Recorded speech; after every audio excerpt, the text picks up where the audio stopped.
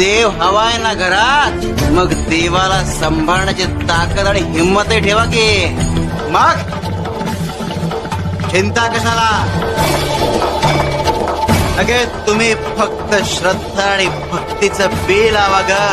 कृपेची फळं देण्याचं काम आमच्यावर सोडा.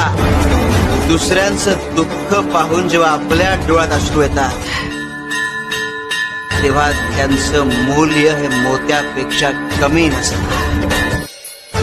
अश्रूंचं मोल पाण्याहून अधिक यासाठी असतं कारण त्याला भावनेची जोड असते. आमच्या भक्तांची भावना तळ हातावरील फोडाप्रमाणे जपतो आम्ही. वाट बिकट आहे, पण भिवू नकोस, मी तुझ्या पाठीशी. शिव शंकर शंभो.